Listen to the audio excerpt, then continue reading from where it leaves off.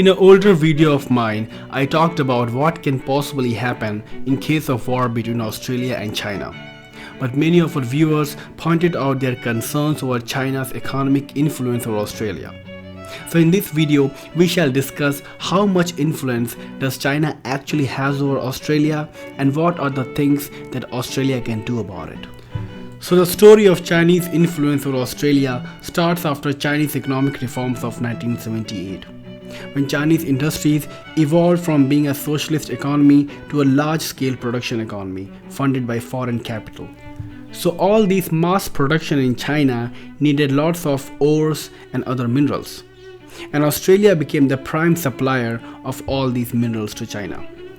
China imports over $100 billion from Australia and exports about $45 billion, which makes Australia one of the few countries with which China has negative trade balance.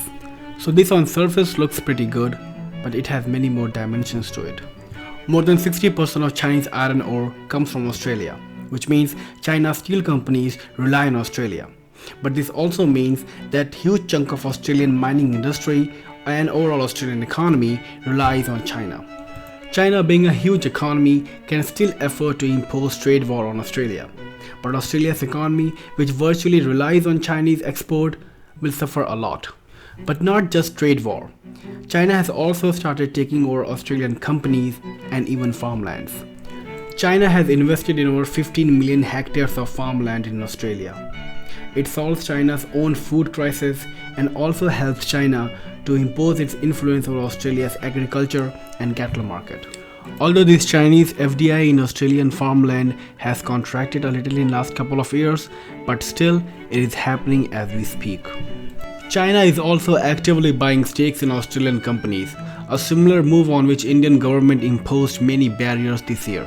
But Australian FIRB, Foreign Investment Review Board, seems to give a blind eye on rapid Chinization of Australian companies. China virtually dictates a huge part of Australian economy, which includes mines, land, water supply companies, and so on. But what is more disturbing is China's growing influence over Australian social construct. Chinese approved teachers can be seen in Australian education institutions and universities.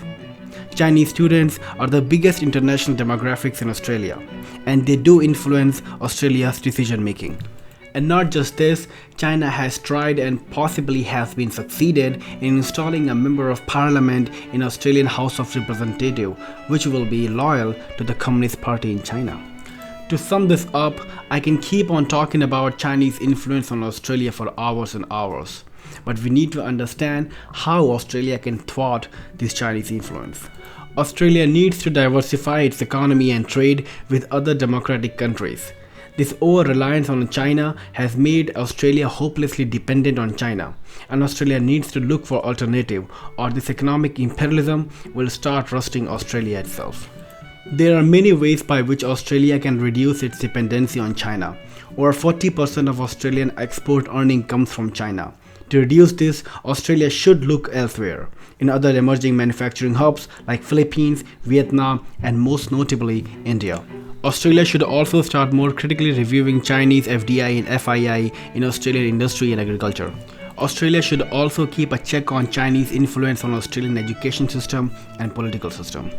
Otherwise, Australia will become one of the first Western countries which came under absolute Chinese shadow in a couple of decades.